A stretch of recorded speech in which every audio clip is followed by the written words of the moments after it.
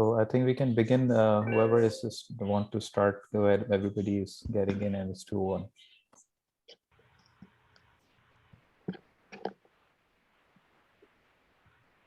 So I'm good to go ahead. Start. Is it broadcasting or is anything? Yeah, it's ready.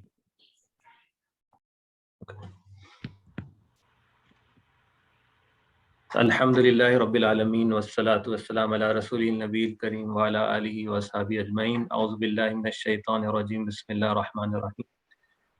I welcome all of you on behalf of Islamic Circle of North America, Dallas, and Jazakallah khair for our panelists who are here with us.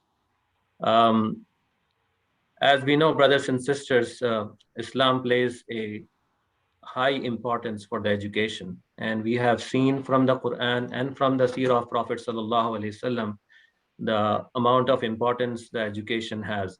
I wanted to share one example, and it is a very, very powerful example. This is from the seerah when after the Battle of Badr. As we all know, during the Battle of Badr, we had 300 odd Muslims who had a battle against 1,000 people from the Quraysh Meccan army. And Muslim won that battle. And as we know that there were 70 people who were martyred, who were killed from the Quraysh, and 70 were the prisoner of war. So interesting fact is that how Prophet Sallallahu Alaihi Wasallam did treated that prisoner of war. They were ransomed for money, but there were several one of them, the prisoners from the Quraysh, who were well educated. And the ransom which was decided for them was that they have to educate the Muslims. Uh, just imagine that, those people who were from the Quraysh, who were the mushrikun, they are teaching the Muslims. Obviously, they are not teaching Islam, but they are teaching the general education. So this shows that how important it is to focus on the education. And Islamic Circle of North America has a focus projects for the youth, not only to help them grow spiritually, but in terms of their general education and well-being, to become a proud Muslim, be proud of their Muslim identity, as well as they have to excel in their field. I myself, my children are in the middle school, and I'm looking forward to this presentation from our distinguished panelists, Sister Sadia and Sister Mehnaz. So it will be interesting for us, and we will take guidance from that, inshallah ta'ala. So ICNA wanted to provide opportunities for everyone, whether you are a sister, whether you are a brother, whether you are a youth. We have programs for everyone, and the programs are very broad as well. You will see that some of our programs are related to our outreach activities, Why Islam and Gain Peace projects. And then we have ICNA Relief has projects in the social service area. And then we have ICNA Council of Social Justice in the social justice area. And many more local programs we have, like YM Quiz and Muslim Family Day and things like that. So with that, I want to thank our NeighborNet who has organized this event, Richardson. One of the things which ICNA Dallas focus is an all-round development of the families to take care of their spiritual well as the social needs. That's why we have several NeighborNets within the Dallas areas, and one of them is organizing this event. I thank all of them, and I welcome again all of you to this event, and I thank the panelists for their time. With that, I want to give it back to Brother Saad, who will be moderating the event. Jazakallah khair. Assalamu alaikum wa rahmatullah. Assalamu alaikum. Thank you, Brother Mansoor. If anyone doesn't know, Brother Mansoor is the president of the ICNA Dallas chapter, and he works in the IT department at H&R Block. And yeah, thank you, Brother Mansoor, for that. Without further ado, I don't want to waste too much of your time. Assalamu alaikum. I am Saad.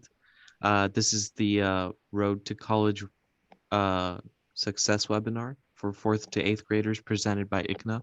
It's to essentially help and guide our community ICNA has started these webinar series focus on college admission, where we'll have different panelists from schools, colleges, students who've recently graduated and gotten various scholarships and whatnot.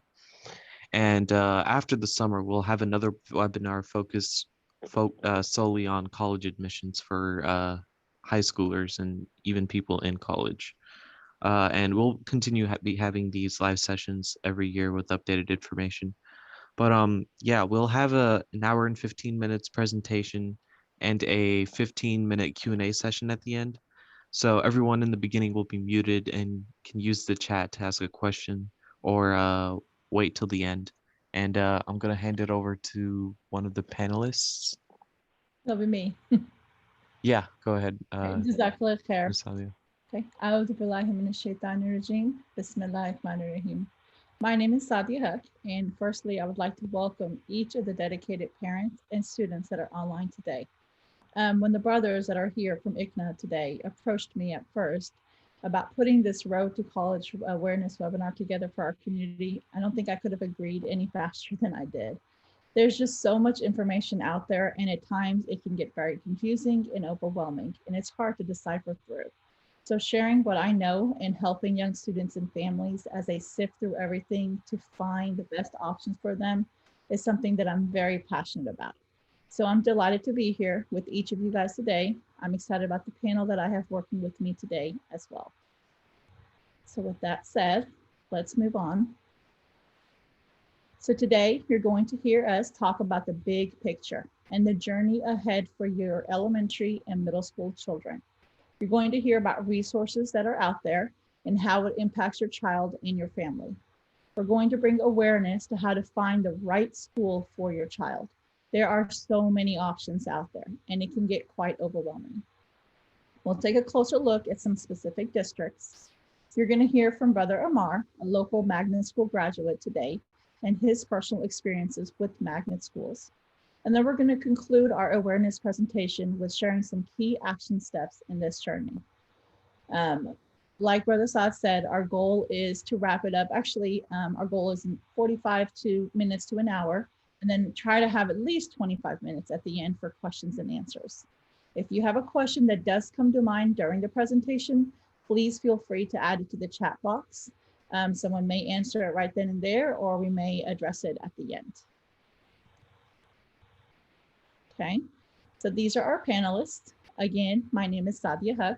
I was born and raised in the DFW area and went to Oak Ridge, a local private school here. I'm married with 4 wonderful children, wonderful on most days, a 22, 19, 15, and 13-year-old. They've all gone through the college process or will be going through it soon. I myself have been in the field of education for 20 plus years now. I have my master's in educational leadership with a K-12 principal certification. I'm also a Texas certified educator and have 3 Montessori education certifications that are geared towards students in early childhood through middle school. I've served as a teacher, a director of curriculum, an instructional coach, a principal, and worn several other hats within the administrative roles in public, private, and Islamic schools. I've worked with children at all grade levels in various capacities within the K-12 span, and this is one thing that I have found to be true for every level and developmental stage of the child. Involved and engaged parents and families, hands down, have the strongest and most successful students. Now, yes, there is a level of engagement at a certain point that can hinder a child's growth, but however, no engagement is far worse.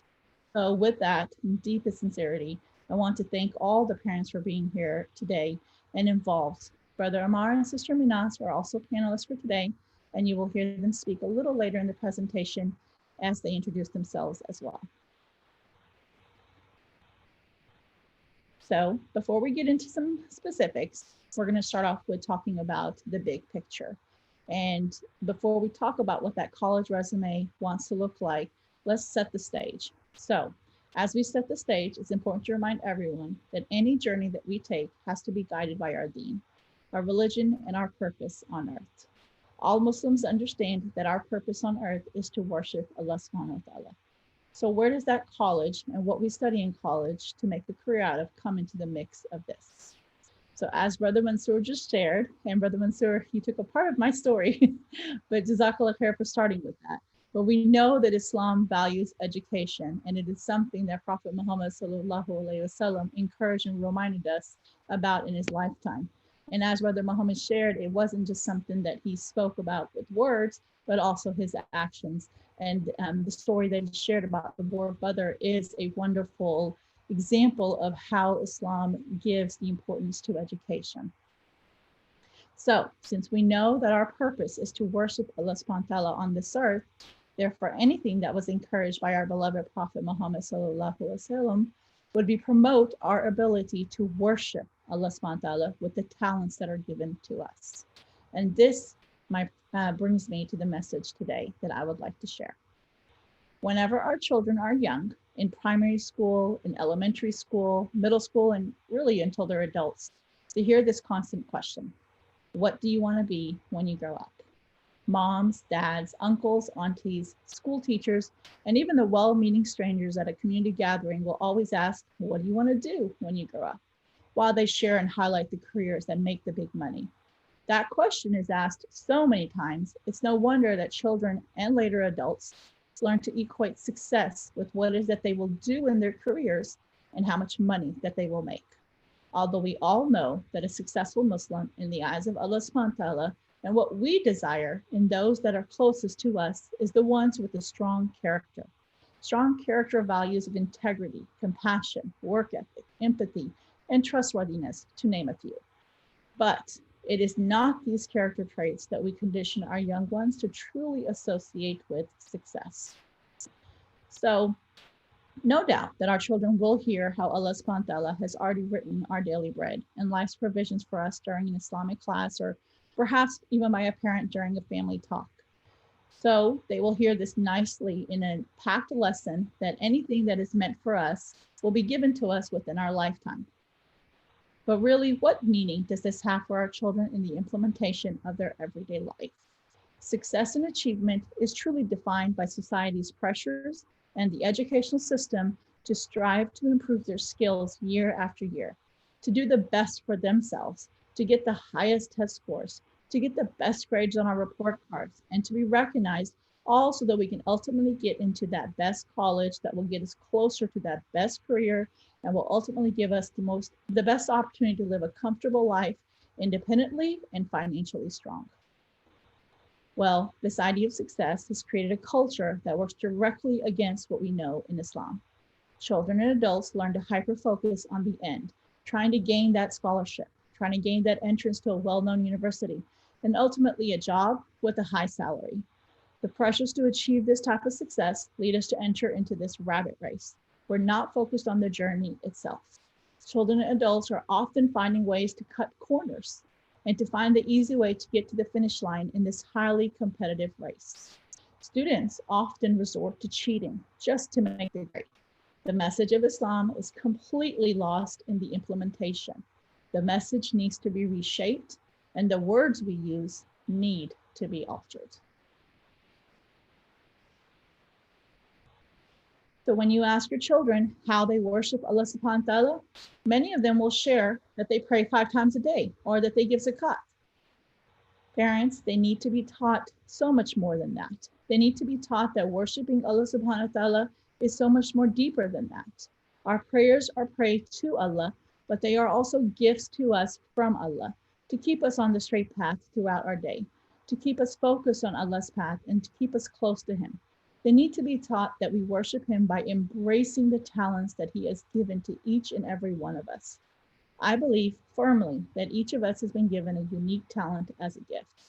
It is up to us in this journey to find that talent, to nurture it, and to strengthen it. It is through this talent that we will find our passions and find how we can serve our communities and our people and worship Allah subhanahu wa ta'ala.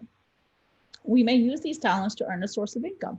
We may use them to support them, earn a source of income and support our families with them. Or we may use these talents to volunteer in various organizations. The bottom line is this: if our children are trained from the youngest age to find their talent given by Allah to contribute to society and their communities for Allah's sake, their focus and determination will be different as they attempt to reach success. So if you haven't picked up on this yet, it's a mindset thing. Yes, of course, we want our children to make the grade. Yes, of course, we want them to get that scholarship. And yes, of course, we want them to be the best versions of themselves. But the key is embedding within them that all that they are doing is doing it for the sake of Allah subhanahu wa ta'ala and not to achieve the world. The key is that as a society to focus on helping our children find their talent within, their passions, and helping them nurture it so that they may work in service of Allah subhanahu wa ta'ala, benefiting their communities and the people around them. At each milestone, the successes that our children find will be much sweeter, much more meaningful. And guess what? The hidden gem within this mindset is truly the beauty of remembering Allah subhanahu wa ta'ala is there for all of us in every way. When we teach our children to dedicate their lives to God's path from the youngest of age, they will learn the skills that they need to also succeed in this world and obtain all the gifts of this world. With the focus on serving Allah, nurturing the gift within, following that passion, they will learn to have self-motivation, organizational skills, determination, and focus. So parents and children, focus on what Allah subhanahu wa ta'ala has blessed you with. Nurture it, work hard at it, explore it, and strengthen it. Now, they're all beautiful words, but it's not as easy as it just sounds. It takes a lot of hard work, and the fruit is just so much more meaningful to the spirit. Remembering that Allah subhanahu wa ta'ala will give you what you are destined for. This is a test of faith, and each of us are tested with the trust we have in Allah subhanahu wa ta'ala's promise to us. So, in conclusion, to wrap this part up, as an elementary and middle school student, find your talents, find your passion, go out and explore it, try a new sport, try a new club, find a new project, work hard at growing your passion so that you can share your gift and share your passion. Train yourself to not waste time. I'm going to repeat that part. Train yourself to not waste time. There's a lot of things in today's society that we end up doing that do waste our time. Social media, computer games, everything needs a balance. So again, students, train yourself to not waste time and always find ways to learn something new. The more exposure you have, the more opportunities you will have to find those beautiful abilities and talents that Allah subhanahu wa ta'ala has given you. So parents, the next time you ask your child what they want to be when they grow up, pause and change directions. Instead, ask, what talents or passions has Allah subhanahu wa ta'ala given you? What do you want to do with your talents to worship Allah? As they get older in upper elementary or middle and continuing to high school, work with them and remind them to understand what it takes to becoming better at their talents and to be of strong character, soul, mind, and work ethic. Think of the Muslim athletes, even the YouTubers, and any other well-known personalities in society. They all follow their passions and their gifts, but the work that they put in was not minimal to get to where they were at. So, and on this slide, you have a list of just things that you can just go out there to find more opportunities and experience. But the answer is basically there. Find your talent and commit in the service of Allah subhanahu wa ta'ala, and that is the definition of finding success. Okay. So, now that we've heard the big picture, shifting the definition of success and how we train our children to measure success, let's move into the educational system and some big changes that have been made within it to give our students the opportunity to explore. So House Bill 5 was a law that was passed in 2013. It has actually changed the state's curriculum in many ways.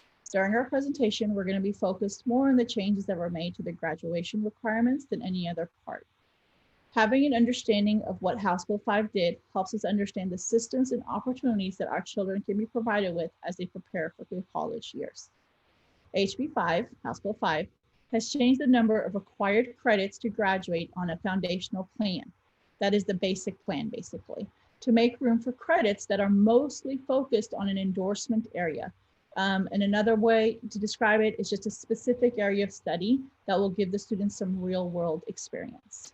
Those areas of study or endorsements fall under these 5 areas. And you can see the chart that's on there that shows those 5 areas. It's STEM, business industry, public service, arts and humanity, or multidisciplinary. And one thing I just want to quickly make note of is it's important to know that most high school students do not graduate on the foundational plan. In fact, when students are enrolled in 9th grade, they're automatically enrolled to graduate on the foundational plan plus endorsement, which is 26 credits. If a parent or student feel that this is going to be difficult for them, then by sophomore year, they can speak to their school counselor and make sure the student graduates on a foundation plan. But please know that if you graduate on a foundation plan with only 22 credits, that means you are probably not going to a four-year college. It means you may be a special learner. There may be some hardships in high school that you have extenuating circumstances that make it hard for you. So to sum it up, under House Bill 5, students can graduate with 3 plans: the foundation plan plus endorsement with 26 credits, and the distinguished plan. And on the next slide, we're going to talk a little bit more about the distinguished plan and the performance acknowledgements. So I won't read everything that's on this slide. It's there for you to go back and look at, and I do believe this presentation is going to be shared with you. But real quick, I just want to point out the performance acknowledgements that will also be found on your high school transcript. This is important for you as an elementary and a middle school student because, again, you've heard me say, and you're going to hear us speak about opportunities of exposure. Being exposed to the PSAT, ACT, SAT in middle school only gives your child more exposure and builds confidence for them when they take it again in high school. So programs such as Duke Tip, and you'll hear us talk about that a little bit more later in the presentation also, allow students to take these tests pretty early on. In fact, as early as 4th, 5th, and 6th grade, they can start taking PSAT 8-9, while 7th and 8th graders can take SATs or ACTs. So I recommend that you go into these tests with no pressures. Don't mandate that your child stresses over them. Take them as opportunities of exposure. It's going to raise the level of confidence and minimize any anxiety that they have when they take these tests as high school students. Okay. So to summarize, again, there are 5 endorsement areas that schools are providing opportunities of study and hands-on experiences within.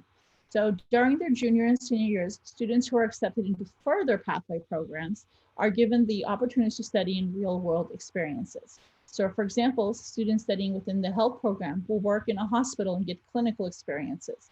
Students working in a culinary arts program will get the opportunities to cook and create. The experiences are not minimal. And on this chart right here, you can see a lot of the different areas that students can go study in within the 5 different areas.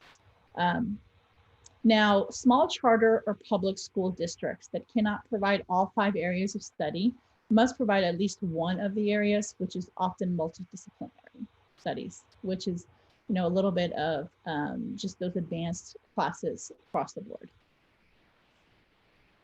Okay. So Dallas-Fort Worth and surrounding areas have schools and learning environments around every corner of every city. Once you know what you need, then look at what is out there. Here is some information. Now, real quick as a disclaimer, I want everyone to know that ICNA nor any of the speakers on this panel are endorsing, favoring, or marketing for any particular school or program. All information that is shared today is information found directly from the school's websites and available to the public. We picked schools or districts to share awareness information from that were indicated as either districts that our audience members reside in or districts or campuses that they attend. Okay. Before we move on, there's a few vocabulary words or a few just terms that I would like for you to be acquainted with. The first one is magnet schools. And what are magnet schools? So some districts have magnet schools or choice schools. These schools are recognized, they have recognized the need within their district for a school within a school type of an environment. They often cater towards children that may otherwise go to private schools in search of more focused and rigorous academics. These are public schools though, with specialized interests, and they, like I said again, often have rigorous academics. They have an application process that you have to go through. And Brother Amar actually will speak a little bit more in detail about this because he attended a magnet school. So the next thing that I want to bring awareness to is the IB program, the AP program, and dual credit enrollment. What is best for my child? So the answer is it depends. It depends on what you want your outcome to be. One program is never better than the other. You have plenty of time to decide which road you want to take, but knowing your options is going to be useful to you. Also, knowing or having an idea of where you want to go to college is going to be helpful in making your decisions. Some options are better than others if you want to stay in states. Some options may be better than others if you want to go out of state or to a private university, even in state. So it's about finding your passion. It's about finding the school that will help you get there better. And it's about planning as early as you can. So the more exposure you have in those younger years, the more you know what you're passionate about, what your talents are, the earlier you can make some of these decisions for yourself. And then everything just becomes easier than you know which path you want to take. Something that you should know that all three are advanced paths in your education. They all require a significant amount of reading and thinking. AP and IB programs only give you college credit when you successfully pass the end of year exams. IB may have even more criteria than that. Classes in all three programs are rigorous and challenging. They are advanced classes, and they do require a dedication from the learner. The IB program prepares students to study further or find passion that will help them on an international platform. It is a deep study of language other than English, and that's a part of the IB program. Dual credit or dual enrollment is great if you know you're going to be attending a public university in Texas. And also, parents, please know that we will be focusing a lot more deeper on these three platforms or these three programs for students that are attending high school in the next webinar. But for middle school parents and for elementary school parents, what's important to know is if you recognize that your child is going to be one that's going to be taking advanced classes, then it is very important for them, and it's better for them to take those advanced classes in middle school as well. All middle schools will have either honors classes or pre-AP classes, and it's good for them to take those classes so they can be prepared, better prepared for them when they get into high school. So at this point, I'm going to move to just sharing a few districts that are out there. And again, these are just a few big districts and what they have. And at the end, I'm going to sum it up by just basically sharing what all districts do share. So the first one is Richardson ISD. Richardson ISD, and I won't speak again too much about this because Brother Amar will speak about it more, but they have magnet schools all the way from elementary through high school. So this district has recognized that their community really needs schools within school atmosphere. So they have kids that may go to the regular home schools, the ones that they're zoned for, and then they have these magnet schools that you have to apply for and get into. Louisville ISD is the next one that I would like to share with you. I particularly really like the fact that Louisville ISD has a virtual learning academy. They also have the collegiate academy with so where you can graduate with an associate's degree. They have a business leadership school. If you know you want to start a business outside of high school, great program. But the virtual learning academy, this gives you so much flexibility, and you don't have to be in attendance with it full time. You can take a few classes, or you can take most of your classes. This is great for that student athlete. It's great for that student who just needs to free up some of their time in the daytime. So great flexibility here for students. Dallas ISD is the next one. And Dallas ISD has way too many choice and magnet schools to choose from. They have a talented and gifted program or campus. They have a Townview Science and Engineering campus. And Dallas ISD actually has some of the best schools within its district in the state of Texas, and Townview Science and Engineering is one of them. Very difficult to get into, very rigorous programs, but great if that's what your learner needs. Next one I'm sharing with you guys today is Garland ISD. Now, Garland ISD as well has several magnet and choice programs within their high schools. Now, Garland ISD is neat because it's an open enrollment district. What does open enrollment district mean?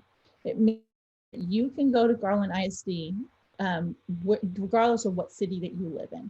So if you live in Dallas ISD, you can still apply to a Garland ISD. They have 2 early high school campuses, and then they have an accelerated math and science program where students take very fast track classes. In fact, they can take AP Calculus as early as 9th grade. Next program or next district I want to share with you guys is HEB ISD. And what I want to highlight about HEB is that they were actually the first district in Tarrant County to offer their IB programs to their students.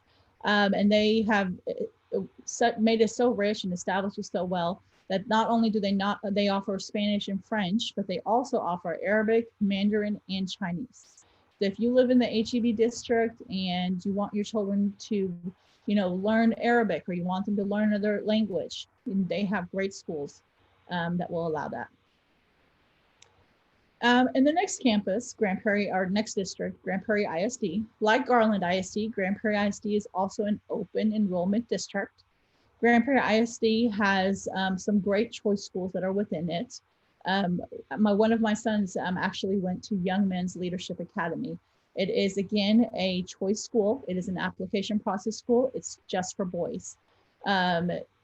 Great, if that's something that you desire, wanting to have something with more rigorous academics and having a school segregated for, just boys or just girls, then Grand Prairie ISD has them. And again, it's an open enrollment district. We live in Arlington, but I was able to send my son to that school in Grand Prairie. They also have a early college high school program with a nursing academy. Students who graduate from that school go directly into UT Arlington to complete their nursing program and earn a bachelor's degree in nursing in 1 to 2 years. So again, it's about finding that passion and that talent. If you know that you're going to be a nurse and that is what you want to study, then this would be a great program for you. You would graduate early and you'd come out of it with a bachelor's in nursing. So in general, all ISDs are going to have STEM academies. They're all going to have some sort of a P-TECH career academy where you can get clinical experiences, hands-on experiences, whatever it is within that career you're looking for. You can walk away with specific certifications with that field. They're all going to have early college high schools where you can graduate high school with the 2-year associates. All of them are going to have some sort of an IB program. They may not have IB campuses from elementary through high school, but they will have a program for IB somewhere within the district. Many ISDs partner with neighboring community colleges. There's Mountain View, there's Tarrant County College, there's Dallas Community Colleges, and students take classes during their junior and senior year on those community college campuses. And then what I want to say about charter schools is a lot of times if your district doesn't offer a specific career pathway or a program that you're looking for, there's a lot of charter schools that are opened up just for that. That's what their focus is. So look in your area or look around even outside of your area, because charter schools generally, they're open enrollment. You can apply from them from city to city and see if they offer what it is that you're looking for. And then the last program that I want to, the last program that I want to share with you guys is the program that's at University of North Texas, and that's a TAMS program. This is an application-based program, has a very rigorous entrance process with a fast-paced and rigorous academic expectations. And when I say rigorous, I mean they're very challenging. And actually about 50% or less of the students that apply there will probably be granted admission. Students reside and live on the UNT campus, the University of North Texas campus, and they complete their high school while they're on that campus being taught by professors from UNT. They earn college credits while they're there, and then they're given opportunities to research experiences. Students that go through this program, they don't have to, but they do normally go directly into North Texas, UNT. And I believe that either the tuition is taken care of or there's some, good scholarships that are offered for those students. So again, it's about knowing what you want. With that said, I would like to, at this point, give the floor to Brother Omar. Brother Omar is our student graduate from a magnet school, and he will come on, introduce himself, and share a little bit about his personal experience. Thank you so much, Sister Sadia. Assalamu alaikum wa rahmatullahi wa barakatuh. أعوذ بالله من الشيطان الرجيم بسم الله الرحمن الرحيم الحمد لله والصلاة والسلام على رسول الله وعلى آله وصحبه أجمعين أما بعد. Sister Sadia already mentioned, a lot of the things that I was trying to mention. So, I'll probably just be, following along and repeating some of the things that she had mentioned because um, she had said some really great tips that, parents and students can look for when trying to get into these programs. So, alhamdulillah, I'm studying molecular biology at UTD right now. Alhamdulillah, I was awarded the distinction scholarship at UTD, and I think that was largely in part due to my magnet school experience, which I will elaborate on a little bit, inshallah. And as you can see here, it says I graduated with honors from the science magnet. So initially, when I first wanted to attend Richardson High School, um, that was not my first option, right? So living where I live, Richardson High School is not my local school, right? I have another school that's closer to my house, which normal students would attend. But Richardson High School has a program, like a lot of other schools, in the Richardson and Dallas area, that you can apply to join their special programs, right? And so this is essentially what I did. I studied in Islamic school for most of my life, from kindergarten to ninth grade, and then I switched from ninth grade to 10th grade. So I'm focusing on these numbers here a little because we kind of, or our family kind of decided a little bit late in the game that I wanted to attend a magnet school, right? So as Sister Sadia was mentioning earlier on in the presentation, it's really important to have that end goal, but you also want to look at the steps, the practical steps that you can take to reach that end goal, right? So it's always better to be early. The earlier that parents start thinking about where they want to send their child to, the earlier the better. So basically, which I didn't do in my case, but alhamdulillah, we'll go into a little bit more about how the process and stuff. So coming from a non-magnet school, so if you send your child to a magnet school, for example, the local magnet near me for middle school, right? Middle school is Westwood Junior High. So that's a magnet school that students can or that parents can send their child to starting from 6th or 7th grade. So if you send your child to a magnet school, then your entry into a high school magnet program is usually automatic. You're automatically admitted. But in most other cases, in my case also, since I was coming from an Islamic school, they had to go through an interview. We had to go through an interview process, and essentially the interview, it wasn't it wasn't like a difficult interview or anything. They just wanted to gauge the interest level of the student, why the student wanted to join that magnet program.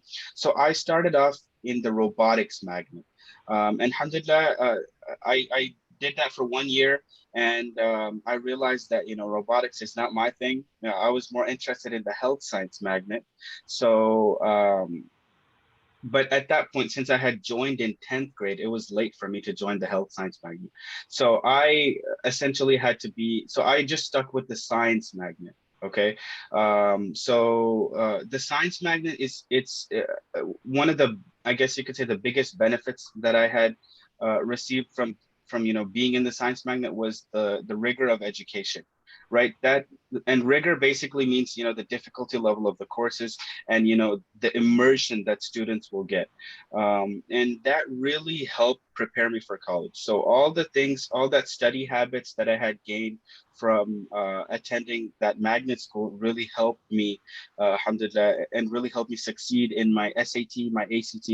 It helped me, and it just helped me in college, because another thing that I'd like to mention is that the magnet school, the teachers that are given to the magnet students, they are a bit different, meaning that they have more experience in their fields. So for example, one of my teachers, he had been teaching that subject, my biology teacher, he had been teaching for about 15 years. And so we get the best faculty being in the magnet program.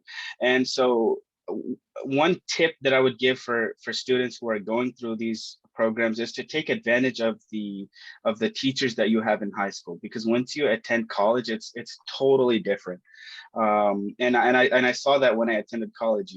I really missed that, that interactions that I used to have, and that one-on-ones, because in college professors will be more, they will have different priorities. So, and usually, teaching students is towards the bottom, because they have their research projects, they have other things that they're doing. But in high school, it's different, right? The teachers, they care a lot more about their students. And so I really had, 2 or 3 teachers that I really learned a lot from. They were my mentors. And even for things outside of school, I would go ask them, and they would go out of their way. For example, after school, they would stay after school, even though, they don't have to do that, right? But they really care for their students. So that's the point I'm trying to bring across, is that take advantage of those teachers that you have. And one reason why I'm mentioning these faculty is that if you look at any top college, or if you look at these the top schools, you look at the people who teach at that college, right? So if you look at the magnet programs, one thing you'll notice across the board is that most of those teachers that teach in those magnet schools are very experienced, and they really know how to connect with students. They really know how to effectively teach the material that they're teaching. So alhamdulillah, I was blessed to attend the Richardson High School magnet. And another thing, again, I can't stress it high enough, that parents really have to start thinking again. Parents have to start thinking early, because one mistake that I made, and I mentioned it earlier, was applying to the magnet program a little late. So what essentially happened was my grades from my private school had transferred over to my public school. And when they calculated that into the GPA, there was a slight, they didn't calculate it exactly the same, right? Because, for example, in public school, in the magnet program that I took mostly pre-AP and AP classes. And the way they calculate the GPA for those classes are different than how my private school calculated their grades. So those grades had transferred over. And if you see towards the bottom left, it says I ranked top 5 of the high school class, top 5%. So if those grades had not transferred, I possibly could have been, that number could have been higher. So if you want to allow your child to reach their full potential, and because a lot of schools, for example, some colleges, they look at that ranking that your student graduates with. So, for example, UT Austin, they have a top 7% policy, where if you're ranked in the top 7% of your class, of your high school graduating class, you are able to, they give you automatic admission. So they really do look into these things. And alhamdulillah, I was able to get into the top 5%, but I knew some other people who were less fortunate than me because of their grades transferring, and it impacted them, negatively. So so please, again, take these things into consideration when looking into where you want to send your child for high schools.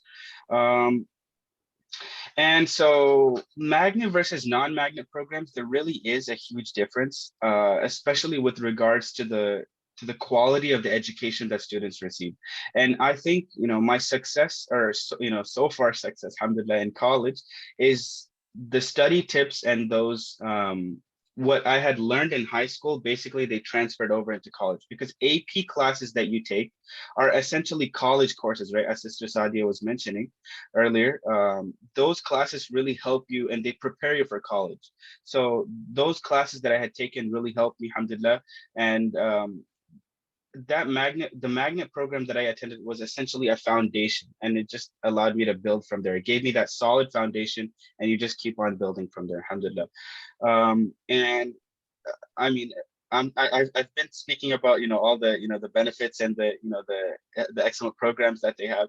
I mean, it's not easy. I wouldn't say it's easy, but if you use the proper resources, and there are plenty of resources at your disposal, especially as a high school student, there's so many after school programs, there's so many extracurriculars that you can try. For example, I'll give an example. So in the robotics magnet that I was in, they had a special program where you can it was like a state competition, right? So schools throughout, Texas competed, and they built robots that can, perform certain functions. So if you look into those extracurriculars, that'll just help you build and build upon, and get, I guess, get a richer education. Meaning you'll really learn a lot from these extracurricular activities that you spend time in. And inshallah, last but not least, if you are successful in completing the magnet, you will find great benefit in, inshallah. And I'm speaking from personal experience, alhamdulillah.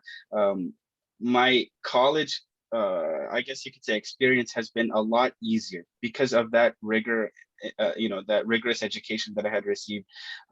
Because I do know some people who did not attend magnet programs, so they have to spend a little bit more time in college trying to understand the material. So it does really play a role in, in your success in college, inshallah. And last but not least, if I know there's a lot of things that can be said here, but due to time, we can't say everything. So if you have any specific questions, you can always email me. My email is here at the bottom. And inshallah, I'll get back to you, inshallah. So with that, I think I'll pass it on to Sister Mahnaz. And I want to say, Amar, he'll be a part of the question and answer when we get to the end. So if you have any questions for Amar and any of the personal experiences, he'll definitely be able to address those as well. Absolutely.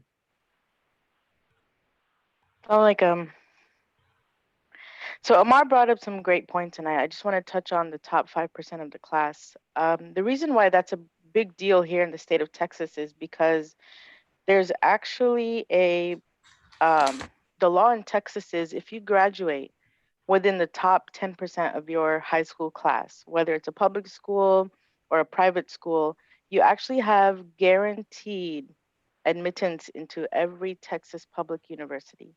So again, if you're in the top 10%, you are automatically admitted into UT Dallas, UT Arlington, Texas Tech. UT Austin is getting harder and harder to get in. So Amara, since you graduated, they switched it from top 7% to top 6% now. Hopefully they stop there and they don't get any less than that. But as the private schools such as SMU or Rice, they don't have automatic admittance. For them, it's you have to go through the application process. So that's one reason why if your child is able to get into that top 10%, it is definitely worth your time, inshallah. So just to introduce myself real quick, my name is Minaz Kafre. Alhamdulillah, I have a master's in educational leadership. I am a certified English teacher, certified principal, a Google certified educator. I've been in the education field for over 15 years, alhamdulillah, two in administrative and 4 as a college guidance counselor.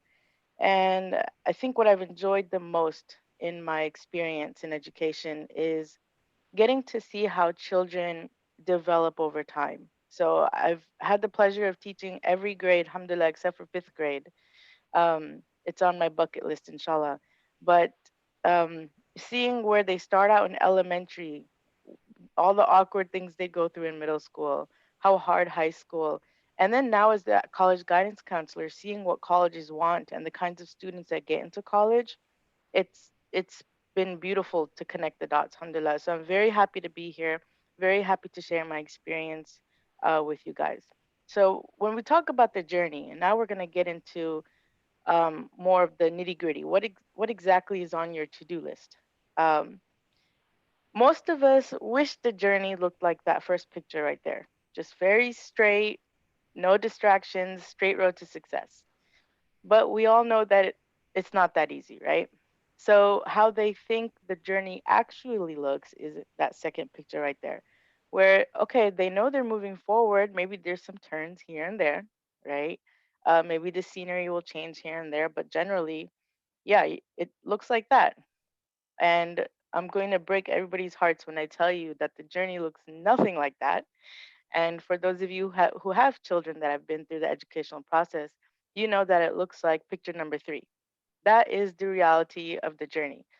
And in Texas here, I tried to use an analogy that included football because, football is king in Texas. So just to give you an idea what that means is it takes a team of people to make sure that a child is successful, inshallah. It takes an entire team. It is not just up to the child. It takes parents, grandparents, teachers, principals. It takes a lot of people. Also, everybody plays different parts in the success of a child. No two people on a team are doing the same thing, right? Success is relative to a player. So, what success looks like for a quarterback is not the same thing as what success looks like for a kicker, right? Yet both of them are very important. Also, it's not always pretty. And if you're a Cowboys fan, you know what I'm talking about, right? Alhamdulillah, mashallah, I've seen so many games where they win. It may not always be the prettiest win. So just keep that in mind that the process is not always going to be pretty, but inshallah they'll make it there. And then also the plays are as important as the end result. It's not just about winning, but about having the right plays along the way. So I tried to break this down into steps because it can be a daunting process. But this is what I've seen as a general trend of people who go through this, what they have done in their journey. So step one is to define what success looks like for you, for your family. Does success look like a international position? Does it look like I feel a like PhD? I don't know. I feel like she takes on too much risk. Does it look like, is it somebody who has a modest life? Is it somebody who has a family? Is it somebody that's career driven? Do you want to be well known? What does success look like for you guys in your family? All right. And here's a little quick tip for you guys. It's easy to be vague about what success looks like, but if you're going to be vague, it's going to be impossible to attain. So we say make the expectations very clear. When you define success, try to be as detailed as you can. And then talk about it more than one time, right? You can't say, "Oh, remember a few years ago we talked about what success looks like." No, you have to continuously talk about it and work for it, and that's what's going to get your child up to the level that you hope to see them at.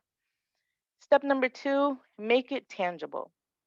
Okay, if you say, "I just want you to be successful. I just want you to have a good job, inshallah, have a family," that is so relative. So try to make it something that they can see, something that they can picture. And um, these family meetings are such an important time. The dialogue that you'll have with your child are absolutely priceless. And it doesn't have to be at a designated place and time. It can be very informal, like on the dinner table. In Ramadan when you open up your iftar and you're talking about your day, talk to each other about things like this on the table. Keep it casual, and the key is to keep it open minded. So your child is probably going to say things that you do not agree with. Um, Keeping it non judgmental, allowing them to throw out whatever ideas that they want. Try not to react very quickly. Mashallah, my parents were very patient with me. I remember I threw out a lot of career ideas at them. And now that I think about it, if my own son told me I wanted to be, in the FBI or be a secret agent, I'm not sure I would have reacted as patiently as my parents did. May Allah bless them. But in these situations, um, just work with them, be patient with them, ask them, why do you want to do that? What appeals to you about that? Right? Being realistic about it. Just make sure it's an open and safe space, inshallah. So, what should your meeting agenda be? Number one, find out what you want in the long run, what mom wants in the long run, what your daughter or son wants to do in the long run, right? By long run, we don't just mean in the college, right? We mean for the long haul, inshallah, if you, live that long, inshallah. So, number two, also learn what's out there. Talk to each other about resources you've seen, things you've seen at your job or what she's seen at school. Number three, understand the system that you're in. That's a big deal because maximizing your resources is going to be vital in making sure that your child really is maximizing, inshallah, their potential.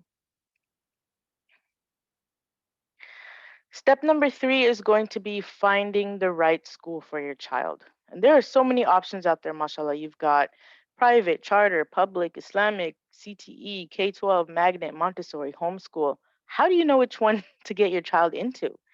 And they all have their pros and their cons. And I'm going to give you an answer that maybe you weren't expecting today, but that is, it depends. The tip here is to start by figuring out what your educational goals are. What are your educational goals? Do you want your child to go out of state, inshallah, for college? Do you want them to stay local? Because there is a difference in the two and what they're looking for. Okay, are you are you trying to be in the top 10% of your class, or does your child not have that capacity, but they're very strong in the STEM fields or the liberal art fields? And number 2, which kind of environment will your child thrive in? So if they are not into science, please do not push the science courses onto them. If they just don't have it for math, don't don't make that the determining factor of success, right? So what kind of environment will your child thrive in? Will they prefer something more structured or something a little more um, exploratory? Keep that in mind as you're trying to figure out these schools.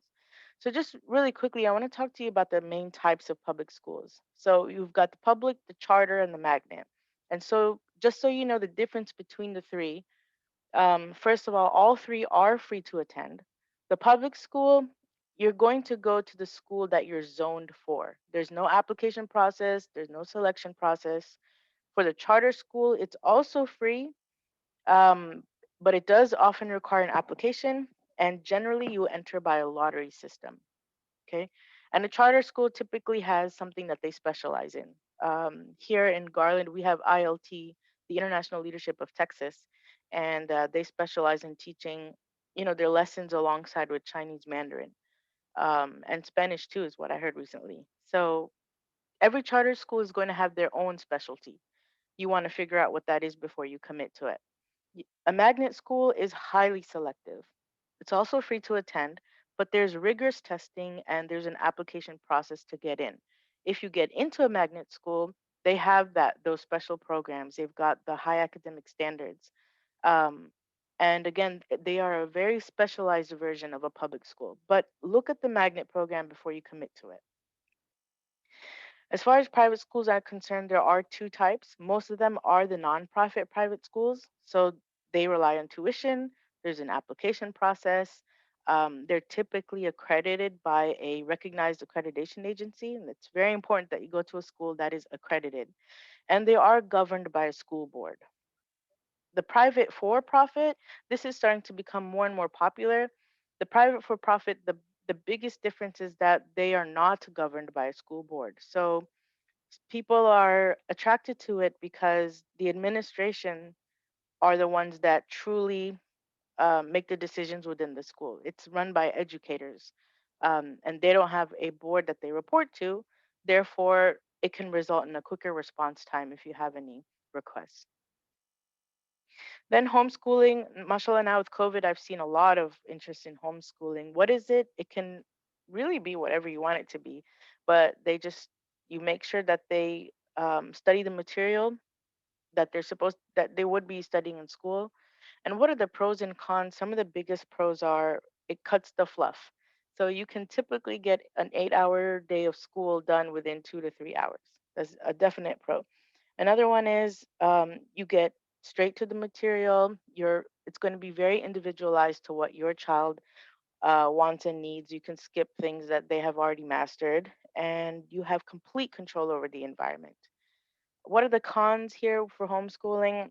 People worry that the child won't be as exposed to um, the social dynamics of schools. But a lot of homeschooling parents find resources within their community. There are homeschooling resources all around the city to help them supplement for that. But there is a big commitment on your time, on your energy, and it will take a lot of legwork for you to find resources. Which one should you choose? Again, we're not going to give you a straight answer. It all depends on your child and your family dynamics. But I made a list of 10 things you should really think about as you are making your decision. And you can take a screenshot over here, so you can go through each one in your own time. So, number one is finances. Can you pay for that private school tuition and their fees? How close is that school? Are you able to make that drive? What about the schools that you are zoned to? What's the quality of them? What are your child's talent, strengths, learning styles? If you prefer religious education built into the curriculum, you would want to go for an Islamic school. If your child is special needs or requires accommodations, please do not send them to a school that will not service your child or help them succeed. Also, think about your comfort in the various diversity groups at each school. So, public schools, yes, alhamdulillah, they're free, they have tons of programs, but are you comfortable with the diverse groups that are present in that school that your child will be spending almost 40 hours a week with? Number eight, where you can compensate for after school, religious versus academic. For example, my husband is very much into sports. So, in school, we decided to send him to a school where he gets that religious education, so that when he's out of school, we know we can compensate with the sports, we can compensate with all kinds of activities, because that's where our strengths are. So where can you compensate for after school?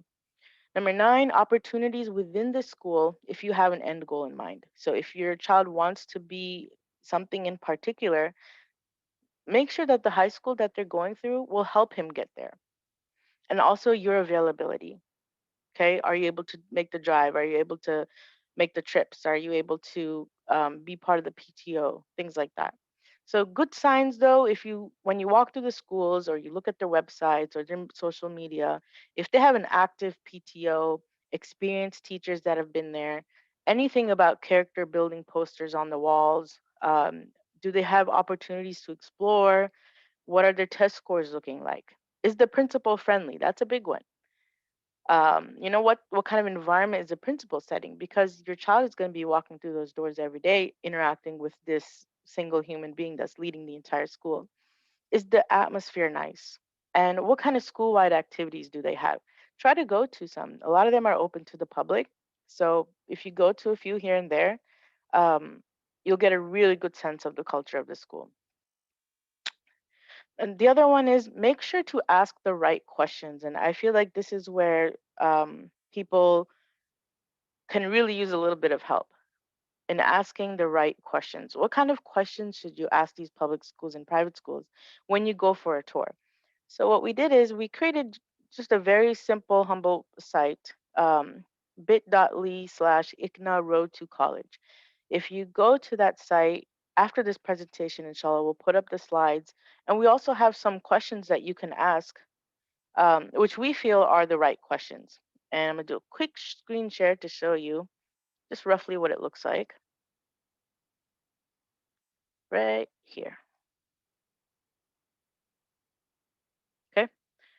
Um, Again, we, alhamdulillah, ICNA DALS has been able to help us um, launch this. But if you have questions, anything for ICNA DALS, we have their website information over here, their contact information. This is our event that's for today. We'll have another one coming up, inshallah, probably post Ramadan, and it'll be more on the high school side. But the PowerPoint will be here, and here you go. Questions to ask private schools before you enroll your child. So we have a number of questions you can ask here. There's also a checklist that you can download. Greatschool.org has a lot of good resources that we put up here for you guys to see. So jot down that website and spend some time on that page. And if you want us to add anything on there, we are more than happy to do that, inshallah. Step number 4 is venture outside of that comfort zone. I am very guilty of this. I have a 5-year-old, and I am more than willing to help him do stuff within my comfort zone. But the second it gets outside of the comfort zone, I start to get a little, worried, a little cautious. It may be even a little stressed out or a little anxious as well. But stepping out of that comfort zone is where the growth is going to happen. And it's so important for us to push our kids to safely get out of their comfort zone and to train them to do that. And how do you do that in a safe way? So, I mean, as parents, it is our responsibility to give them the tools necessary to succeed. We can't give them success, right? That comes from Allah. But we are responsible for the tools and also to help find them, to help them find what their natural tendencies are and their talents. So, some traps I want you guys to think about in this process is not just the comfort zone, but the parent's visual idea of success. So, my visual idea of success, if I can paint it in my mind, it may not be the exact same success that my son would have in mind or that my wife would have in mind, right? So, don't impose your visual idea of success. Number three, the cookie cutter road to success. So just because your neighbor's son did it, or mashallah, you've seen some kids in the community doing it, does that mean that following that path is the only way for your child to reach success? Okay. Number four, money brings happiness. Money can buy you things that will make you happy, but we all know that happiness is actually reserved for the afterlife, right? And that's something that we really need to think about. If we just had complete happiness in this life, why would we work to go to Jannah? Right? So in this life, we have moments of happiness, so that we get a taste of what we can potentially achieve in the afterlife. But the true happiness is not going to be brought by money or even anything in this world. This world, honestly, is about work and it's about responsibility and it's about those moments of happiness, inshallah, getting close to Allah so we can attain the ultimate happiness in the afterlife. And setting up a false sense of, false picture of happiness and how to get that happiness is can be very, very dangerous.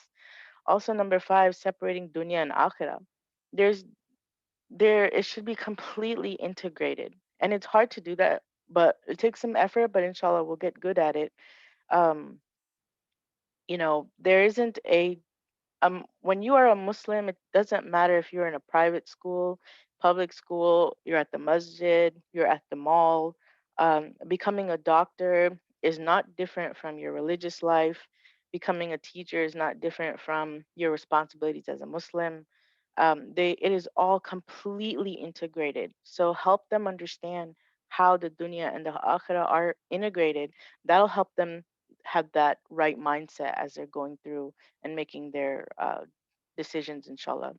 So some people think, I may not have the right resources. I don't have these big connections. I don't have this network. You don't have to do that. Use the resources that you already have. And here's an idea I did with my son the other day. Everybody has that messy drawer in their kitchen, right? It's that messy drawer that has the calculator in there. It's got batteries in there, lighter, probably a flashlight. Sometimes we get carried away and put all kinds of things in there, right? So pull it out, pull it in front of your child and say, hey, let's talk about all the things that are in there. I know it looks very boring to you, but to a child, if you're asking them what the function of some of these things are, what materials are being used, they'll get really excited about it, right? Even if you take a simple a pen, right? Ask them, what do you like about this? What would you like to do differently if you made your own pen? It's just training them how to think. Another idea is about talk about a food ingredient when you're on the dinner table. My son, when he first started to taste honey and get into honey, we talked about where honey comes from. And I said, hey, let's watch a YouTube video on it.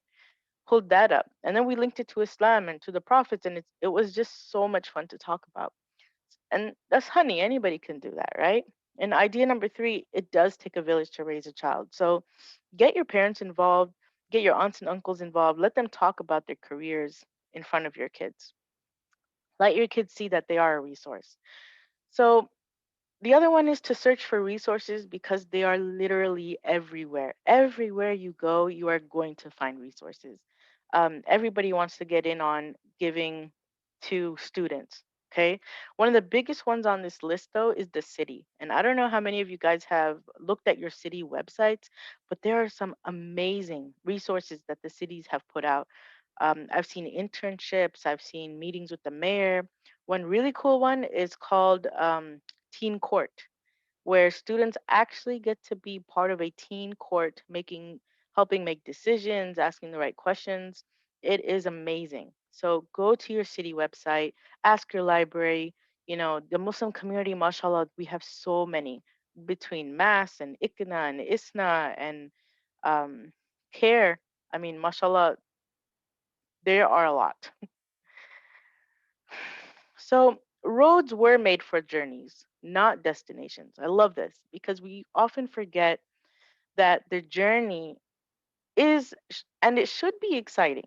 We should love to do these things. We should stop and smell the flowers, we should stop and enjoy the education process. And a quick tip here is, although colleges, they won't look at what your child did in middle school, don't wait until they get into high school to start doing things. Because what they do in middle school is actually going to open bigger doors for them in high school, which will open bigger doors for them in college, inshallah. Okay, so get them started early. um, One great opportunity that Miss Sadia brought up a little bit earlier is the Duke Tip program. And so Duke Tip is, I mean, it's great. And to summarize what it does is it supports academically talented students. You usually need a great test score to get in. It's typically for grades 4 through 12, but you don't want to wait too long to get into that. You want to really get into there, honestly, in the middle school, at the latest, I would say. There are many perks for joining.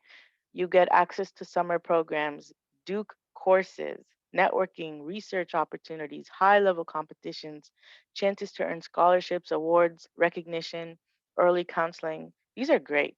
And right now, I was recently on the Duke Tip website and the program has been paused. It's being redesigned, but I would continue to go to the Duke Tip website and just read about it, the kids who got in, how they benefited, and keep checking with them on the updates that they've been putting out. Now, there are little things that you can do to get ahead within your own school. So, a quick tip here is schools offer different programs. So, remember to ask each school what kind of programs they offer. So, if you're in the middle school, you can actually do a fast track program. If your child shows talent in these areas, you can take high school courses at the middle school level. And this opens doors for you in high school to get into even harder courses, right? So, for example, if you're taking Algebra 1 in middle school, you're getting that high school credit for it, mashallah. Then when you get to high school, you're going to hit a little bit of those harder math courses, which is going to help you at the college level as well. Same thing with English, PE, foreign language. Saving time helps you focus in high school on things that you want to do, that's career related, that will help you explore. High school is very similar. You can actually get ahead by earning college credits through APIB dual credit programs. um, and the quick tip here is to meet with the academic counselors of the schools to find out the criteria of each of these well in advance so that you don't find yourself in eighth grade saying, oh, my child didn't qualify for Algebra 1. We didn't know the criteria. We didn't know he had to do that. So if you find out a little bit earlier, it'll definitely be worth your time, inshallah. So step 6 is to focus on character. And I cannot stress like enough how important this is right here. So right now as a parent, if you have a child that's in elementary or middle school, your focus should be on having a good attitude, exploring, building good habits, enrichment, cultivating, feeding that curiosity that they have, and service. And I would take these and probably just put it up somewhere so you don't forget. Their character in these early years is so, so important. And it's beautiful because Allah just put it naturally within them, right? They naturally have this curiosity. They naturally love to explore. So don't suppress it, feed it, foster it, take it as far as you can, right? If they're exploring something, don't just look at it like, it's, that's not really that important. Here, read this National Geographic magazine. This is more worth your time. Don't do that. Let them explore. If they're looking at a stapler, trying to figure out how this works, talk about the pieces of a stapler. It's what they're interested in, not what you're interested in. And there's a link right there at the bottom. It says, check it out. Greatschools.org has had some really, really nice resources on there on some practical things that you can do. But this step 6 is so, so important, especially the part about habits, because they need to have good habits, a good attitude in order to be successful in high school and beyond and in life, inshallah. And it starts now. Um, as we, you know, wrap this up, Honestly, it all boils down to exploration and work ethic. And I'm going to tell you guys something. Um, as a counselor, I remember we've had some awesome students. I've seen some students that it just didn't work out. They just didn't reach that point of high school graduation. And what's the difference between the two? And you're not going to believe this. This is opposite to how we actually think. Some parents say, hey, son or daughter, I want you to just focus on academics. I'll do everything for you. I'll take care of the cooking, I'll do the cleaning, I'll make your bed, I'll manage your life. You just focus on academics. You just become successful. And I have seen these kinds of students actually turn out the opposite. They're not the ones that end up at the top of the class. They're not the ones that are successful. How is that possible? Right?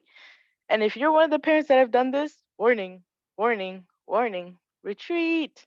You want to go back because it's actually the students who have other responsibilities that have ended up in the top of the class because they have learned things like hard work, time management, work ethic, how to work in a team. These are the students that end up at the top. So if your kid doesn't have chores, if your kid doesn't have responsibilities, if your kids, has nice clothes, nice clean clothes in their closet all the time, you may want to take a pause. Start early as you can. Fourth grade is not too early to make them do little things like pick up, help you fold laundry, help you take the clothes out of the clean dryer, inshallah. Step 7, understanding strengths. Is it worth your time to figure out your child's strengths? Absolutely. Absolutely. Just like how Miss Sadia said, Allah has given each and every single one of us different strengths on purpose, not so that we can suppress it and become something else, so that we can develop it, we can cultivate it, and we can use those strengths to service Allah. Right? If your child is good at something, if they're naturally curious, if that's one of their strengths, go with it. Okay? Go with it. This knowledge is so important. Honestly, I recommend you keeping a journal. And as you find strengths that your child goes through as they come out in life, write it down, right? So that you don't forget. And then remember to feed it. There are assessments online that you can take for free. Here's 2 right here that I thought are great. I actually took the Myers-Briggs one, the 16personalities.com. Amazing, amazing information you're going to find out about yourself. Actually, it really scared me because Myers-Briggs now knows more about me than I know about myself. But Trudy.com is another one. There's a career personality profiler test. Take a screenshot of this, or you can come to our website afterwards and get these links. These were great assessments. And step number 8, again, enjoy the journey. I'm going to give myself this advice first. We're so caught up in the to-do list. We're so caught up in the let's get to that end result, that we forget to stop and say, you know what? I'm just going to enjoy this for just a minute. Enjoy studying for that test. I'm going to enjoy having this knowledge. I'm going to enjoy what I'm doing today. I'm going to enjoy the rigor of the classes that I'm in. I'm going to enjoy this because all of this, inshallah, if I'm doing this truly for the sake of Allah, if I'm doing this truly with the end in mind of going to Jannah, then there's going to be so much barakah along the way. And stopping to understand and reflect on that barakah is going to be, I think, what brings you happiness in the process and really maximizes the spiritual side of you as you go through life. Okay. So now the key takeaways that we have for you guys, number 1 is create the right mindset. Parents have to be the one to create this mindset. And if you have a goal such as, hey, the goal is to get into a good college. No, no, no, no, no. Let's talk about the real goal, the real Muslim goal, and that is to please Allah. That is to get to Jannah, right? That is the mindset. This is the means to get there. That doesn't mean we have smaller goals in this life. No. It just means that we're putting things into perspective for them. It's not about becoming a I'll use the analogy of a doctor. It's not about becoming a doctor so you can have financial stability at home, right? It's about having this, it's about helping people, and alhamdulillah, Allah will put barakah in your field, in your career, so that you'll be able to provide for your family alongside that, right? The parent research is very important. Parents, do not back off of your child. As much as in their teenage years they say, "Mama, please, can I can I do it? Can I figure it out?" Just in the background, you guys are very, very important. So your research, read websites every night before, every night, maybe take a few minutes to just go on a website and start reading about what other people are doing, what resources are out there. Also realize there's no right answer. This is the biggest one for me. If it doesn't work, if it works for somebody else, doesn't mean it's the right answer. Your child can become successful in their own way. It may not be, the most straightforward way, but they're inshallah they will get there. So don't get this idea that there is a right answer, because you will get frustrated in the process, and that's not going to help the situation. Also, there's opportunity in everything. I know I'm pushing to go a little overboard here, but just a quick example. A lot of us go overseas in the summer, right? We like to go to India, Pakistan, Jordan, Egypt. And instead of going there to have fun, which is great, I totally support having fun overseas. Why not spend maybe one day or a few hours to go and reach out to an orphanage that's out there, right? Go and network out there. Go to a university that's out there. Meet different people. You can literally find opportunity in everything that you go through in life, right? Train your child to find those opportunities as they go through it. It's just going to enrich them. And then lastly, seek out resources. They're not going to come to you. You have to find them. Okay? So seek it out. Be aggressive about it. Ask, ask, ask. You don't look bad by asking people, what kind of resources do you have for kids? Okay? Now, mashallah, I know you guys, you may have a number of questions. We're going to focus today on just the questions for 4th through 8th grade, inshallah. And if you have any questions about high school, we are going to, inshallah, do a presentation after Ramadan, like we said. We'll be able to answer most of your questions there. But if we can prioritize the questions from 4th through 8th grade, I think Ms. Sadia and I are happy to stay on a little bit longer afterwards to answer whatever questions you have about high school. So let's go to the chat box. If you've got questions, just stick them in the chat.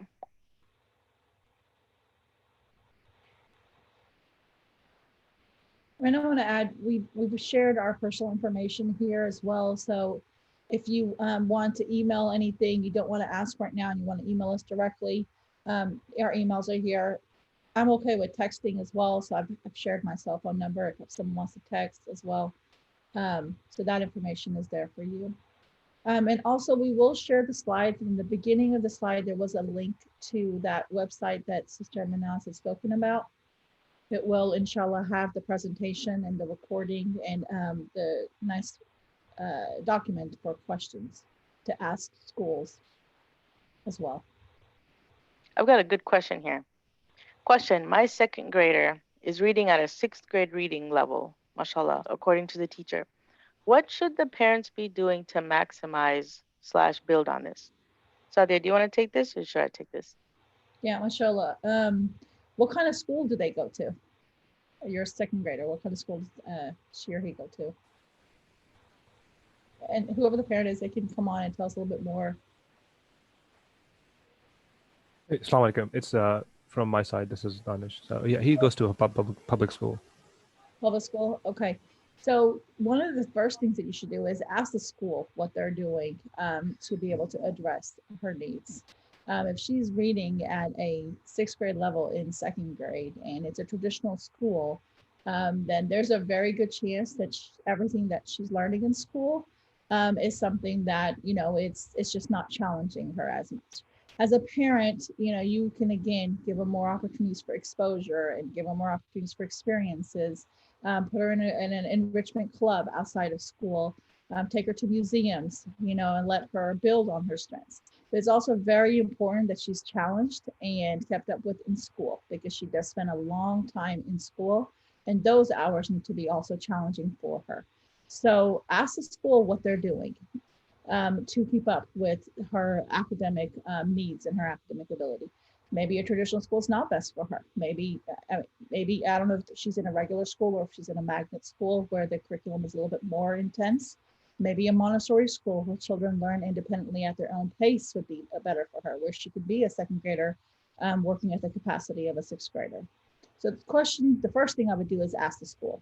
Ask the school what you are doing to be able to address my child's needs. And I'm going to add to that.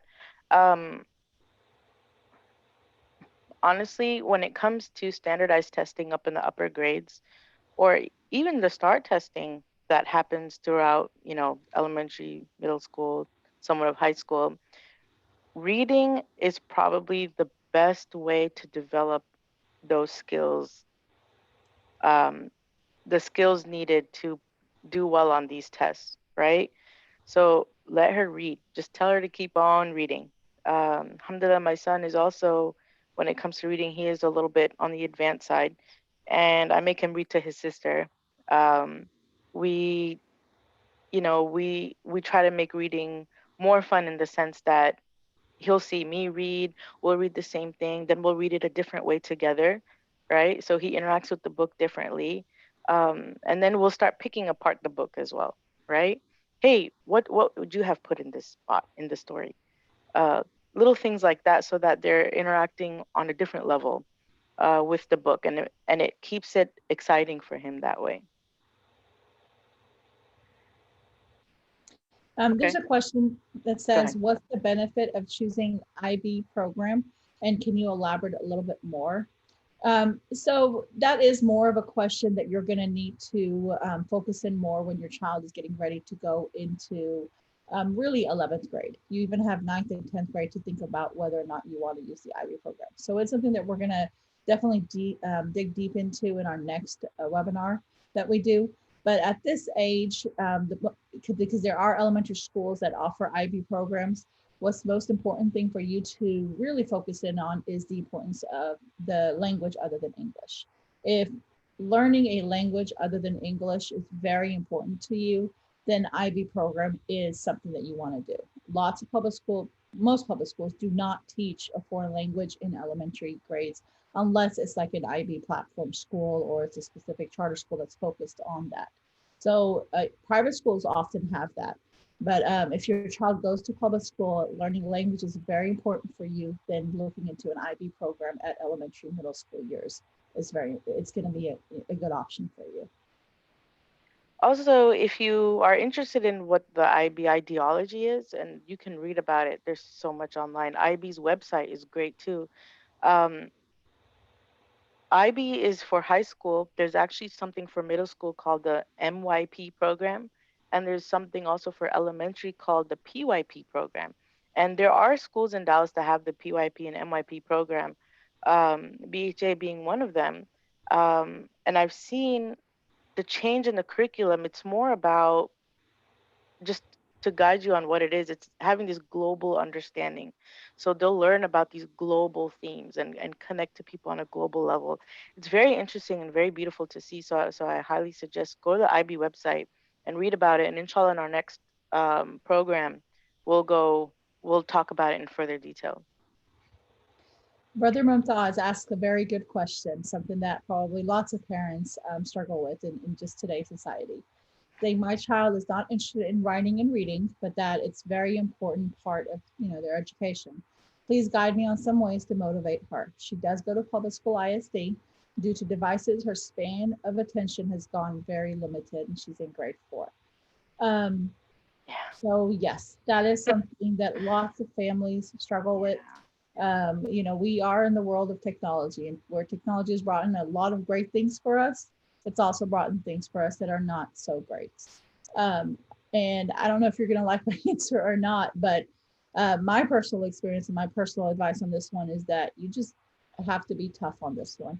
You just need to just take it away and then offer them something to make up for that time. And then that's where that exposure and those experiences come in. You have to spend time with our kiddos, especially these elementary kids. Take them to a local museum, take them to the zoo with the journal and have them write, take them to the local park, spend time with them, give them enriched experiences that will take them away from their devices. If we just take our devices away and we don't give them something to do, that's not fair to them either. And then they don't know what to do with their time. So we have to give them those experiences and give them exposure to that and help them find other things that they're excited about. Sister Manaz, do you want to add to that? Yeah. Yeah, I've had a number of students that are also not very interested in reading and writing. And what I found that helps them is for me to let go of whatever standards I have for reading and writing with them. Sometimes they're not into it because people have an expectation and they don't want to fulfill that expectation. Once I read this study about how big comic books are, and this was at a time where people were like, no, comic books are terrible, tell them to read classics and, award-winning books. Well, I read research stating that comic books actually really help students' reading comprehension. And I'm not promoting comic books. Sometimes the images in comic books, you need to pay special attention to them. But the point of that research was let your kids read whatever they want to read. Okay, even if she's in grade 4, if she wants to read a first grade book, let her do it. Second grade book, go for it. Right? It's just about getting that hook. And then also you reading as well. So if you read and then you call your daughter, say, hey, look what I found in this magazine. Look at that. Can you believe it? If you know she's into puppies or kitty cats or something, get a silly book on cats and then just start reading it next to her and say, man, look at this book that I got. Look at these cats. They're so cute. And then she'll start getting into it. And then you'll say, hey, you want to go and get another book on cats or on dogs? Getting them into it like that, like kind of being sneaky and tricking them into it, is what I say. Then they will naturally start getting into it. But if we try to push them to do the bigger things or at their grade level things, they're not going to get into it. Writing too, you've got to sneak the writing in there. Do it in a way where you write a note to your daughter, right? And let her write a note to you back. And then you write a longer letter. And then she writes one. And then maybe her grandma will write her a letter. And then her aunt will write her a letter. And then she'll start writing back. And then the writing will start coming more and more and more. So these are sneaky ways to capture their interest. Time management tips for 8th grade. I am a big believer in the planner. I don't know about you, Miss Sadia, but the planner to me is so, so important. And visuals, having a visual up in the room stating, listen, when you get home from school, this is the time, you have this many hours in the day. You can complete your tasks within the 3 hours however you want. But every day you have to do homework, eat, exercise, spend time with your family. You figure out how you want to do that. Being an 8th grader, you're old enough to do that. But you have to do all of this. And if you don't, there are consequences at the end of the week if you don't. Then on Saturday, you can't hang out with your friends. Sorry. Right? So make them work. Put that schedule up there. Yeah. Amar has a question on there that he's asking. I think he's speaking for others as well.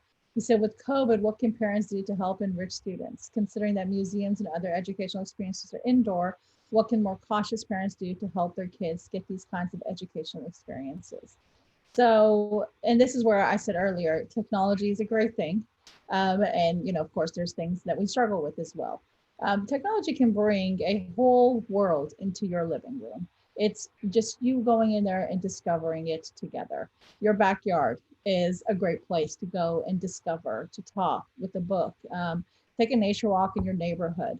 It's just about that quality time that you're spending with your child. So you don't have to go to public places that are indoor if that's something that that you're cautious about. But it is about just thinking of different ideas like Sister Manaz was sharing earlier, to have those quality times with your children and giving them just experiences and exposures and time to think about just different ways and different opportunities. Yeah, turning things into a game. Oh, sorry, go ahead.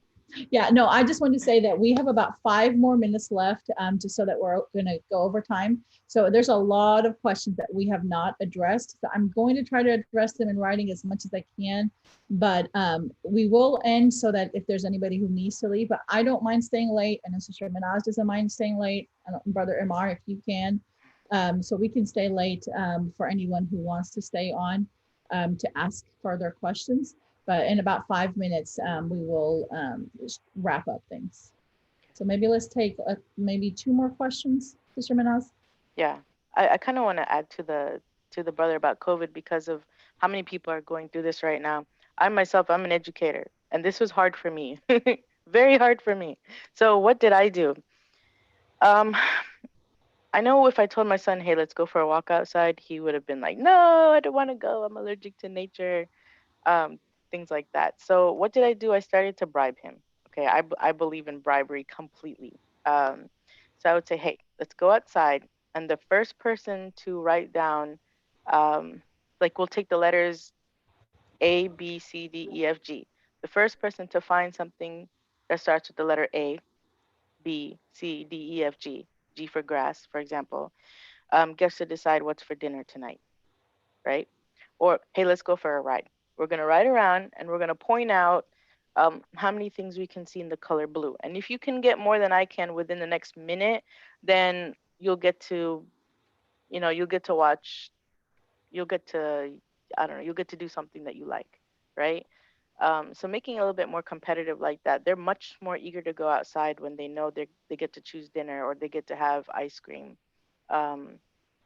you know, rather than not bribing them. Yeah, absolutely. So there's a question here. I saw it, now I'm scrolling up. Ooh, the question about taking Spanish. No, I didn't see that one. Go ahead, if you see it, you can read it. My daughter will be taking Spanish. Are there any resources for kids to take Spanish class during summer so they can be ready for high school? I know this is anti-counselor, anti-educator, so I'm going to be attacked by the kingdom of educators after this. What are you saying? I'm not a big believer in classes. Dun, dun, dun. I'm a big believer in the interaction, right? So to prepare them for a class before they get into the class, the teachers are pretty good. When they get into Spanish class, they're going to learn very quickly Spanish because the teacher will probably immerse them into the language, right? So instead of a class, why not do something like watch a Spanish series, TV series, check out some Spanish books and try to see what they're saying, learn some key phrases like, some funny things even like can I use the bathroom? How do you say that in Spanish? How do you say, hey, what's up? Do we have a Spanish friend? Let's ask them a few questions in Spanish. Doing those little things may benefit them more than taking an actual Spanish class, because the grammar stuff is the boring stuff. And if it's her first foreign language class in high school, teachers and the system knows that a lot of students that are coming in taking this Spanish 1 first class, they're new to the language. And so the curriculum is structured for those students who don't speak Spanish. So there's not a whole lot of prep that you need to do during the summertime to get ready for that class. But like Sister Manaz said, if you want to give yourself a little bit of awareness, then there's a lot out there just that you can do some self-study with. There's a question here by Sister Zainab. My daughter's school offers STAR testing, but states that it is not mandatory to write it. How does this affect her future prospects? She's in 4th grade. Is your daughter's school at a public school or a private school? Public school. Okay. Well, that's interesting. That's interesting that the school says that they're not mandatory to write it. What do you mean? Do you mean the writing test, the 4th grade writing test, is not required for them at their school? I think she means it's not mandatory to take it. Okay, that's interesting that a school would say that.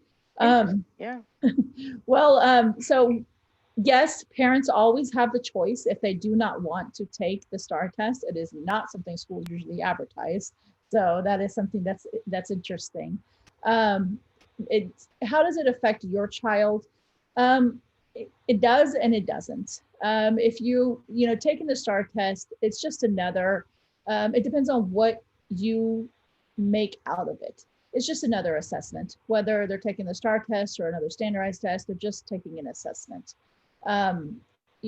So if you feel that it would be more detrimental to your child, if there's test anxiety, that your child has going into it, then maybe, you don't take the test. But it is something that will give you an understanding of where your child is at. Fourth grade is not an SSI year. It is not a year where, students will be held back or not held back because of the STAR test. This year, because of COVID, schools are not even, really, they're not being rated against because of the STAR test results. So I guess that's maybe why that school has been able to share with you that it's optional. I'm not sure, but it just depends. It depends on what you are looking for through the STAR test, but it's not a detrimental thing if they don't take it, and it's not something that will hurt if they do. I'm gonna throw this out there. If you have some time, look at how other countries, what kind of tests they require for their students and at what age they actually start testing students. We start testing in third grade. That's pretty, some schools even start testing in kindergarten. That's pretty heavy. If you look at some of the top educational systems in the world, you're gonna find things like no homework. Testing does not exist until they're much, much older. So read about testing and the pros and cons of it and see if you guys would actually benefit from the pros of it. If not, then I would say skip the testing. Yeah, it really depends on you and your personal feelings and experiences going in.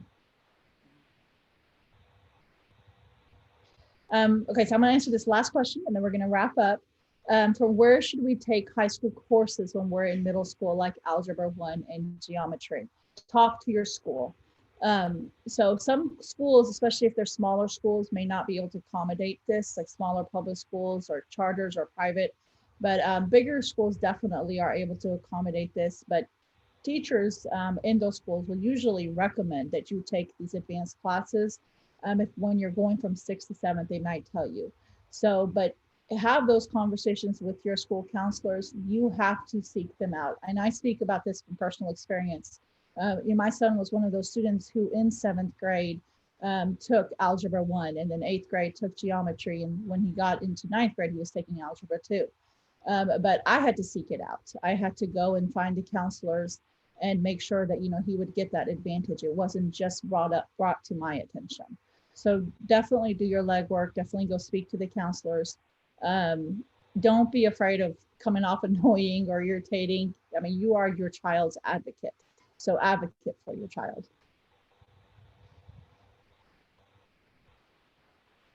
If your school's not offering, and Sister Shabina, if you want, we can take this on after we end and talk about it a little bit further. But since it is 3:44, I'm going to go ahead and hand it back to Brother Saad so we can wrap up. And if there's anybody that wants to leave, they're more than welcome to. If not, then inshallah, they can stay online and we are here. Brother Saad? Yeah, Jazakallah khair, everyone, for joining in. Thank you, Sister Sadia, Sister Mehnaz, and Brother Ammar as well for joining in and giving in your word and whatnot. I hope that this was beneficial to everyone. We'll be sending out this video as a link in the slides as well. And inshallah, we'll see you guys later. Jazakallah khair. Assalamu alaikum. We'll wrap it up with a dua. سبحانك اللهم وبحمدك واشهد ان لا اله الا انت نستغفرك ونتوب اليك بسم الله الرحمن الرحيم والعصر ان الانسان لفي خسر الا الذين امنوا وعملوا الصالحات وتواصوا بالحق وتواصوا بالصبر. Jazakallah khair, everyone, and assalamu alaikum. And Brother Saad will go ahead and stay on, so if we cannot end. Okay. All right. All right. All right, here's a question right here.